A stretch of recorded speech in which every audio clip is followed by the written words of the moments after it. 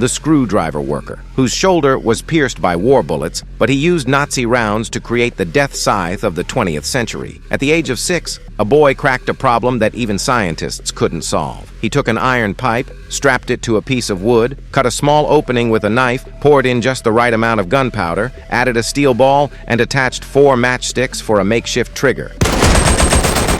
In this simple yet brilliant moment, the world's first king of guns, the AK-47, was born. But this was only a flash of genius from young Kalashnikov, a boy with an innate talent for gun-making. Born into a poor family, he never finished elementary school, instead dropping out to work as a mechanic. As an adult, Kalashnikov joined the Soviet Red Army, hoping to serve his country and continue his education. He dreamed of one day designing the perfect weapon, but his first battle turned disastrous. Ambushed by Nazi forces, his entire unit was wiped out, leaving Kalashnikov as the only survivor. However, the price was high. His shoulder was severely wounded, and he was rushed to the rear for treatment. But misfortune struck again when the transport truck carrying the wounded became stuck in the mud halfway through its journey. With temperatures dropping rapidly, the transport commander had no choice but to take Kalashnikov, whose injuries were less severe, to a nearby village for help. Along the way, Kalashnikov couldn't help but admire the transport commander's weapon. It was the newly developed PPSH submachine gun.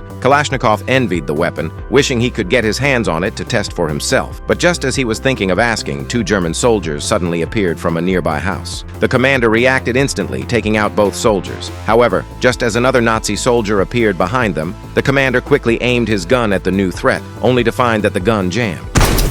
As the commander fumbled to reload, Kalashnikov seized the opportunity and with incredible precision took out the enemy soldier. Заклинил на самом.